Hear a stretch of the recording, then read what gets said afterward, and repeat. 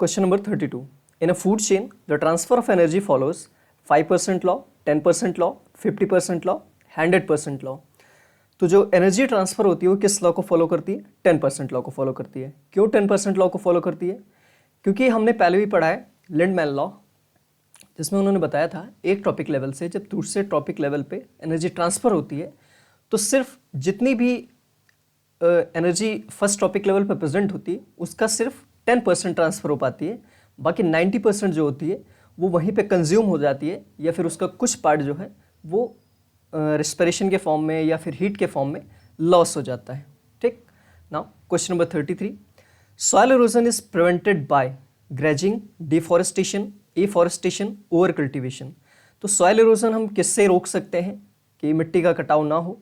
Grazing, deforestation, क्योंकि grazing अगर होगी तो जो भी ग्रास लैंड है वो क्या होंगे, वो धीरे धीरे ओपन होते रहेंगे, जो उन पे ग्रास है वो डिसअपियर होती रहेगी। तो वाटर जब भी आएगा, जब भी बारिश होगी तो मिट्टी को वहाँ से बहा के ले जाएगा। डिफॉरेस्टेशन अगर हो गया, क्योंकि फॉरेस्ट जो होते हैं, प्लांट्स जो होते हैं, उनमें जो रूट्स होती हैं वो सॉइल को होल्ड रखती हैं, बहने से रोकती हैं। और डिफॉरेस्टेशन हो गया, जब जंगलों को काट दिया, पेड़ों को काट दिया तो मिट्टी का कटाव जो है वो भी स्टार्ट हो जाएगा। एफॉरेस्टेशन का मतलब होता है जंगलों को लगाना, फिर से पेड़ों को लगाना। तो एफॉरेस्टेशन से हम जो ये सॉइल इरोजन है उसे हम रोक सकते हैं। Now question number 34. An area with high species richness and endemism is called. तो जहाँ पे बहुत ज़्यादा बायोडाइवर्सिटी है, ऐसे एरिया को हम क्या कहेंगे? जहाँ पे बहुत ज़्यादा स्पीसीज रिचनेस है, मैक्सिमम टाइप के स्पीसीज हैं और लार्ज नंबर में है, तो ऐसे एरिया को हम कहते हैं हॉट स्पॉट। हैबिटेट वो एरिया होता है जहाँ पे कोई भी ऑर्गेनिज्म मतलब रहता है। बायोम जो होते हैं ये एक स्पेसिफिक इकोसिस्टम क्रिएट करते हैं, जैसे कि जो भी लार्ज जियोग्राफिकल एरिया होते हैं और इनका अपना खुद का एनवायरनमेंट होता है। कम्युनिटी का मतलब होता है जहाँ पे एक से ज़्यादा टाइप के पॉपुलेशन एक साथ रहते हों। Now question number 35. Which one is green house gas? Nitrogen, oxygen, methane, hydrogen. तो मीथेन जो है वो एक ग्रीन हाउस गैस है। पहले क्वेश्चंस में हमने डिस्कस किया था जहाँ पे CO2 भी ऑप्शन में था और मीथेन भी था, बट CO2 जो है वो मेजर ग्रीन हाउस गैस है, इसलिए मीथेन को हम प्रायोरिटी नहीं देंगे अगर ऑप्शन में है भी तो। बट ये है ग्रीन हाउस गैस, लेकिन जो मेजर ग्रीन हाउस गैस है अगर वो भी ऑप्शन में दिया हुआ है तो हम उसे प्रायोरिटी देंगे। और CO2 जो है उसको हमने उस क्वेश्चन में बोला था, और यहाँ पे क्योंकि बाकी ये तीनों गैसेस ग्रीन हाउस गैस नहीं है, इसलिए मीथेन जो है वो करेक्ट ऑप्शन है हमारा। Now which ecosystem has the highest productivity? तो कौन से इकोसिस्टम में सबसे ज़्यादा प्रोडक्टिविटी होती है? Desert, coral reef, tundra, taiga. तो डिजर्ट में तो वैसे भी हम देखते हैं कि बहुत ही कम प्रोडक्टिविटी होती है, क्योंकि उतना रिसोर्सेज प्रेजेंट नहीं होते हैं। रिसोर्सेज का मतलब है कि वाटर की बहुत ज़्यादा स्कार्सिटी होती है, जिसकी वजह से प्रोडक्टिविटी बहुत रिड्यूस हो जाती है। कोरल रीफ जो होते हैं ना, यहाँ पे बहुत ज़्यादा प्रोडक्टिविटी होती है। क्यों? क्योंकि यहाँ पे कोरल रीफ में म्यूचुअल एसोसिएशन से होता है, एक एल्गी का और कोरल्स का। तो यहाँ पे एक जूज़ैंथली एल्गी प्रेजेंट होती है, जूज़ैंथली, जो कि म्यूचुअल एसोसिएशन में रहती है कोरल्स के साथ। कोरल्स को वो फोटोसिंथेसिस करके फूड प्रिपेयर करके देती है, और कोरल्स जो होते हैं उसे शेल्टर प्रोवाइड करते हैं। नाउ टुंड्रा तो परमाफ्रॉस्ट कंडीशन में रहता है, और जहाँ पे आप सोच सकते हैं कि जहाँ हमेशा बर्फ जमी रहती है वो कितना प्रोडक्टिव होगा। और टाइगा में भी मेजरली जो होता है वो स्नोफॉल ही होता है, मतलब बर्फ वहाँ भी रहती है बट टुंड्रा जितना नहीं रहती। तो ये टुंड्रा से थोड़ा ज़्यादा है प्रोडक्टिव, बट उतना नहीं है जितना कोरल रीफ होती हैं। Now which one is the primary source of energy in ecosystem? तो प्लांट, सन, बैक्टीरिया, ATP. तो इकोसिस्टम में हम पढ़ते हैं कि जहाँ पे बायोटिक एंड एबायोटिक कंपोनेंट दोनों एक साथ रहते हैं। ठीक है, तो प्लांट्स ये प्राइमरी सोर्स ऑफ एनर्जी नहीं है, क्योंकि प्लांट्स भी जो हैं वो कहीं ना कहीं से एनर्जी डिराइव कर रहे हैं। भले वो ऑटोट्रॉप्स हैं, खुद का फूड खुद प्रिपेयर कर रहे हैं और दूसरों के लिए भी प्रोड्यूसर का काम कर रहे हैं, बट खुद ये जो प्राइमरी सोर्स ऑफ एनर्जी है वो कहीं और से डिराइव होती है, और वो है सन। तो सन से क्या होता है? प्राइमरी सोर्स ऑफ एनर्जी, क्योंकि ये अल्टीमेट सोर्स ऑफ एनर्जी है जो सबको एनर्जी दे रहा है। भाई ये डायरेक्टली प्लांट इनसे एनर्जी टेक करते हैं और फिर प्लांट क्या करते हैं? प्रोड्यूसर का काम करते हैं, प्रोड्यूस करते हैं, एनर्जी फिक्स करते हैं और फिर दूसरों तक ट्रांसफ़र करते हैं। तो सन से सारे ऑर्गेनिज्म जितने भी डायरेक्टली इनडायरेक्टली सब सन पे डिपेंड है ना, क्योंकि प्लांट सन पे डिपेंड है तो सारे जितने भी हेटेरोट्रॉप हैं वो प्लांट पे डिपेंड है। तो ऐसे करके जो सन है वो प्राइमरी सोर्स ऑफ एनर्जी है। Now water holding capacity is maximum in sand, clay, silt, loam. तो क्ले सॉइल जो होती है इसमें सबसे ज़्यादा वाटर होल्डिंग कैपेसिटी होती है। क्यों होती है? क्योंकि इसमें जो पार्टिकल्स होते हैं, सॉइल पार्टिकल्स होते हैं, बहुत ही फाइन होते हैं, बहुत बिल्कुल स्मॉल साइज के होते हैं।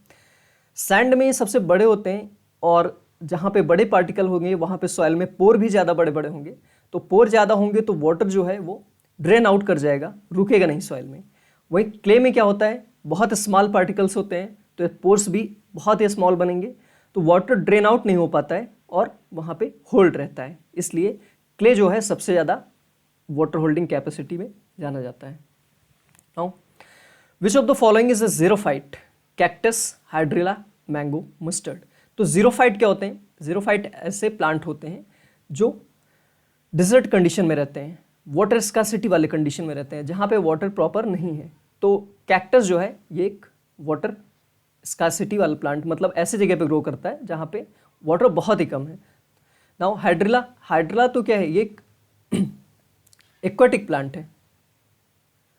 और मैंगो एंड मस्टर्ड कैसे हैं? ये मीजोफाइट है। मीजोफाइट क्या होते हैं? ना तो इन्हें जेरिक कंडीशन चाहिए ना तो इन्हें हाइड्रिक कंडीशन चाहिए, मतलब नॉर्मल कंडीशन चाहिए, मॉडरेट अमाउंट ऑफ मॉइस्चर इन्हें चाहिए जहाँ पे प्रॉपरली बहुत अच्छे से ग्रो करेंगे। Now which of the following is the first step in primary succession on bare rock? तो बेयर रॉक में जब प्राइमरी सक्सेशन होता है तो सबसे पहला स्टेप क्या होता है? सबसे पहला स्टेप होता है वहाँ पे लाइकेंस का ग्रो होना। तो लाइकेंस जो होते हैं वो सबसे पहले आते हैं कहीं भी बेयर रॉक पे, सब उससे बाद आते हैं, हर्ब्स उससे बाद आते हैं, फिर श्रब्स आते हैं, मॉसेस आते हैं, ग्रासेस आती हैं। और पहले क्या होता है? लाइकेंस आते हैं और मॉसेस जो होते हैं लाइकेंस के बाद में आते हैं। ठीक नाउ सो अगर आप यूपी एलटी ग्रेड की तैयारी कर रहे हैं बायोलॉजी से तो आपकी प्रिपरेशन को और बूस्टअप करने के लिए, आप अपने प्रिपरेशन को इन्हांस करने के लिए मॉक टेस्ट ले सकते हैं। मॉक टेस्ट में आपकी जो प्रैक्टिस है वो और अच्छे से हो जाएगी ताकि एग्ज़ाम देते वक्त आपको कोई प्रॉब्लम ना हो। तो अगर आप लेना चाहते हैं तो आपको 499 में मॉक टेस्ट प्रोवाइड करवा जा रहे हैं और 10 मॉक टेस्ट हैं, फुल लेंथ हैं। आपकी प्रिपरेशन जो है वो बहुत अच्छी हो जाएगी अगर ये आप सॉल्व करते हैं तो इसे आप लेना चाहते हैं तो हमारे ऐप के थ्रू बाय कर सकते हैं। Now question number 41, species restricted to a particular area are called. जो स्पीसीज एक पर्टिकुलर एरिया में रिस्ट्रिक्टेड है और कहीं नहीं पाई जाती है उस पर्टिकुलर एरिया को छोड़कर, तो ऐसे स्पीसीज को हम क्या कहते हैं? ऐसे स्पीसीज जो होती हैं वो इंडेमिक स्पीसीज होती हैं। ये स्पीसीज एक स्मॉल जियोग्राफिकल एरिया में कन्फाइंड होती हैं, बाकी ये कहीं नहीं पाई जाती हैं। एग्जॉटिक स्पीसीज वो होती हैं जैसे हमारे यहाँ कोई स्पीसीज है और वो बाहर से आई हुई है, लाइक जर्सी काऊ है। तो जर्सी काऊ कहाँ की है? यूनाइटेड किंगडम में कुछ एक जर्सी आइसलैंड है, वहाँ की है। ब्रिटिश चैनल का एक आइसलैंड है जिसे हम जर्सी के नाम से जाना जाता है, तो वहीं की है ये जर्सी काऊ। बट ये जर्सी काऊ हमारे यहाँ भी है और वहाँ भी है, तो वहाँ के लिए इंडिजिनस है और हमारे लिए क्या है? एग्जॉटिक है। ठीक है। और इंडिजिनस स्पीसीज, तो इंडिजिनस तो मैंने पहले अभी बताया कि जहाँ की कोई पर्टिकुलर नेटिव स्पीसीज है। जैसे हमारे यहाँ क्या है कि गिर काऊ होती हैं और साहिवाल काउज होती हैं, तो ये हमारे यहाँ के लिए इंडिजिनस है, लेकिन ये वर्ल्ड के और भी दूसरे पार्ट्स में पाई जाती हैं, अलग अलग जियोग्राफिकल रीजन में पाई जाती हैं। तो जहाँ कहीं भी और कहीं पाए जाएंगे हमारी कंट्री के अलावा, तो वहाँ के लिए एक्सोटिक होंगी और हमारे लिए इंडिजिनस है। वहीं जर्सी की बात करें, जर्सी काऊ, तो हमारे यहाँ के लिए क्या है? एक्सोटिक है, और जहाँ के ये नेटिव है वहाँ के लिए इंडिजिनस है। एलियन स्पीसीज क्या होती हैं? ये भी एक्सोटिक स्पीसीज ही होती हैं। Now the term biome refers to type of habitat, type of ecosystem, large community with distinct climate and vegetation, population of species. तो ये जो बायोम्स होते हैं ना, ये large community with distinct climate and vegetation ऐसा माना जाता है। तो बायोम्स का मतलब होता है कि अर्थ के जो कुछ अलग अलग जियोग्राफिकल एरिया है जहाँ पे अपना खुद का उनका इकोसिस्टम है, क्लाइमेट है और वेजिटेशन है, तो उन्हें हम बायोम कहते हैं। लाइक टुंड्रा है, टाइगा है, डिजर्ट है, ट्रॉपिकल रेन फॉरेस्ट है, ये सब क्या है? बायोम्स हैं। ये लार्ज जियोग्राफिकल एरिया हैं और इनका खुद का अपना क्लाइमेट है, अपना वेजिटेशन है, अपनी बायोडाइवर्सिटी है। Now which one is the ultimate source of nitrogen in soil? तो अल्टीमेट सोर्स क्या है नाइट्रोजन का? फर्टिलाइजर्स तो आर्टिफिशियल है। डेड प्लांट्स से उतना नाइट्रोजन नहीं मिल सकता है जितनी रिक्वायरमेंट होती है। नाइट्रोजन फिक्सिंग बैक्टीरिया ये भी उतना नाइट्रोजन नहीं प्रोवाइड करवा सकती। लाइटनिंग क्या होता है? जो भी बिजली चमकती है, जब बारिश होती है तो उस दौरान, क्योंकि जब लाइटनिंग होती है तो उसमें बहुत एक्सट्रीम अमाउंट ऑफ, बहुत हाई अमाउंट में एनर्जी होती है और हीट भी बहुत ज़्यादा होती है। तो जब भी बिजली चमकती है बारिश के टाइम पे, तो नाइट्रोजन और एटमॉस्फेरिक नाइट्रोजन और एटमॉस्फेरिक ऑक्सीजन जो भी एटमॉस्फेयर में प्रेजेंट है, वो इस बहुत हाई हीट और इलेक्ट्रिसिटी की वजह से, एनर्जी की वजह से रिएक्ट करती है और नाइट्रोजन ऑक्साइड बनाते हैं। ठीक है, नाइट्रोजन ऑक्साइड बनता है और ये नाइट्रोजन ऑक्साइड रेन के थ्रू आता है, सॉइल में डिसॉल्व हो जाता है। तो लाइटनिंग जो है वो अल्टीमेट सोर्स ऑफ नाइट्रोजन है सॉइल में। Now question number 44, green plant are called consumer, producer, decomposer, parasite. तो ग्रीन प्लांट जितने भी होते हैं उन्हें हम बहुत अच्छी तरीके से जानते हैं कि वो प्रोड्यूसर्स होते हैं। प्रोड्यूसर क्यों कहा जाता है? क्योंकि ये फोटोसिंथेसिस करते हैं और फूड खुद के लिए भी प्रिपेयर करते हैं, दूसरों के लिए भी प्रिपेयर करते हैं। जैसे कि हम लोग क्या हैं, हेट्रोट्रॉप्स हैं, और प्लांट क्या है, ऑटोट्रॉप हैं। प्लांट जो है प्रोडक्शन का काम करते हैं, प्रोड्यूस करते हैं जो भी फूड मटेरियल होता है, और हम लोग उसे कंज्यूम करते हैं, और हम क्या हैं, कंज्यूमर हैं। जो इन प्रोड्यूसर्स पे फूड के लिए डिपेंड हैं वो कंज्यूमर्स हैं। जो खुद प्रोड्यूस कर रहे हैं वो क्या है, प्रोड्यूसर्स हैं। Now the natural phenomena that maintains earth's temperature is, तो ऐसा नेचुरल फेनोमेना जो अर्थ के टेम्परेचर को मेंटेन कर रहा है उसे हम क्या कहते हैं, global warming, ozone depletion, green house effect, acid rain. तो ग्लोबल वार्मिंग जो होती है, ये ग्लोबल वार्मिंग का मतलब कि अर्थ का जो एवरेज सरफेस टेम्परेचर है वो जब इंक्रीज कर रहा है तब उसे हम ग्लोबल वार्मिंग कहेंगे। ओजोन डिप्लीशन का मतलब ओजोन लेयर में क्या होता है, जब वो लेयर डिप्लीट करती है, जब इसमें होल जैसा कुछ क्रिएट होने लगता है, और होल जैसा कुछ भी क्रिएट नहीं होता है, ये ओजोन की जो लेयर है जो थिक है वो थिन होना स्टार्ट हो जाती है। तो जब थिन हो जाती है तो जो भी हार्मफुल रेज हैं सन की, लाइक यूवी रेज, वो सब एटमॉस्फेयर में ओजोन लेयर को क्रॉस करके आ जाती हैं। जहाँ पे ओजोन लेयर डिप्लीट होना स्टार्ट हो जाती है, जहाँ पे जिसे हम होल कहते हैं, वहीं से ये जो हार्मफुल रेज हैं वो आ पाती हैं। और ये होता है कुछ गैसेस की वजह से, लाइक CFCs। ये गैस सबसे ज़्यादा रिस्पॉन्सिबल है ओजोन डिप्लीशन के लिए, क्योंकि इसमें क्लोरीन पाया जाता है, जो कि क्लोरीन मेजर ये गैस है जो कि ओजोन डिप्लीशन कॉज करवाता है। नाउ ग्रीन हाउस इफेक्ट, तो ग्रीन हाउस इफेक्ट का मतलब होता है कि जो अर्थ का टेम्परेचर है वो कैसे मेंटेन रहता है, तो ग्रीन हाउस के इफेक्ट के थ्रू ही मेंटेन रहता है। ग्रीन हाउस कैसे होता है, क्योंकि जो CO2 होती है वो एक क्या है, चारों तरफ एटमॉस्फेयर में एक लेयर बनाए हुए है। अब जो भी हीट आती है सन से, क्योंकि वो ज़्यादा एनर्जी की होती है, इसलिए उस लेयर को क्रॉस करके चली तो आती है, बट स्केप करके दोबारा वापस नहीं जा पाती है। इसलिए ये अर्थ के एटमॉस्फेयर में ट्रैप हो जाती है और पूरी अर्थ को हीट करती रहती है, तो उसे हम ग्रीन हाउस इफेक्ट कहते हैं। Now which organism are responsible for converting ammonia into nitrates, तो अमोनिया को नाइट्रेट में कन्वर्ट करने के लिए कौन से ऑर्गेनिज्म रिस्पॉन्सिबल हैं? नाइट्रोसोमोनास एंड नाइट्रोबैक्टर जो हैं ये क्या करते हैं, अमोनिया को नाइट्रेट में कन्वर्ट करते हैं। और नाइट्रेट क्या होता है, ये प्लांट्स में ये यूज होता है as a nitrogen source. Now ecological succession in fresh water pond is hydrarch succession, xerarch succession, primary succession, both A and C। तो अगर वाटर में सक्सेशन हो रहा है तो वो कैसा होगा, हाइड्राज होगा। ठीक है, और अगर पॉन्ड नया नया बना है और फर्स्ट टाइम इसमें सक्सेशन स्टार्ट हो रहा है तो उसे हम प्राइमरी सक्सेशन कहते हैं। तो both A and C option are correct. Now the biotic community develop on bare rock in hydrarch succession, lithosere succession, psammosere succession, halosere succession. तो बायोटिक कम्युनिटी जहाँ पे बेयर रॉक्स पे सक्सेशन स्टार्ट हो रहा है उसे हम कहते हैं लिथोसियर सक्सेशन, क्योंकि लिथो जो है जो ये वर्ड है लिथो, ये रॉक से ही रिलेटेड है। तो अगर रॉक पे सक्सेशन हो रहा है तो उसे हम लिथोसियर सक्सेशन कहते हैं। हाइड्रास सक्सेशन का मतलब होता है जहाँ पे वाटर में सक्सेशन, एक्वेटिक सिस्टम में, इकोसिस्टम में सक्सेशन स्टार्ट हो रहा है। सैमोसियर का मतलब होता है जब सैंड पे, जो भी सैंड होती है वहाँ पे अगर सक्सेशन स्टार्ट होता है, लाइक सैंड ड्यून्स, अगर यहाँ सैंड पे सक्सेशन स्टार्ट हो रहा है तो उसे हम सैमोसियर सक्सेशन कहेंगे। और हैलोसियर सक्सेशन का मतलब जहाँ पे साल्टी एरिया है, ठीक है, एल्कलाइन एरिया जहाँ पे अगर वहाँ सक्सेशन स्टार्ट हो रहा है तो उसे हम हैलोसियर कहते हैं। Now which of the following has maximum energy? Tertiary consumer, primary consumer, producer, secondary consumer. तो सबसे ज़्यादा एनर्जी कहाँ पे होगी? क्योंकि लिंडमैन लॉ के अकॉर्डिंग अगर देखा जाए तो सबसे ज़्यादा एनर्जी कहाँ होती है?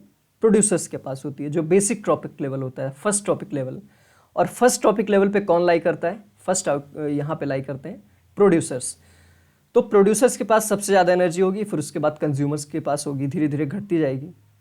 90% हर ट्रॉपिक लेवल पे घट जाएगी, 10% पहुँचती है। ये सब हमने बहुत डिटेल में और बहुत अच्छे से पढ़ रखा है।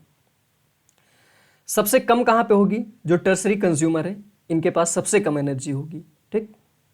Now question number 50 and last question, which type of species play major role in maintaining ecosystem structure? तो ऐसी कौन सी स्पीसीज है जो इकोसिस्टम को मेंटेन रखने में बहुत ही मेजर रोल प्ले करती है? तो rare species, keystone species, exotic species, endangered species. तो ये कॉन्सेप्ट हमने पहले भी डिस्कस किया है कुछ क्वेश्चन में। तो ये क्वेश्चन आपके लिए है, आप बताइएगा कि करेक्ट ऑप्शन इसका क्या है कमेंट बॉक्स में। नाउ तो ये हमारा सेशन आज पे यहीं एंड होता है।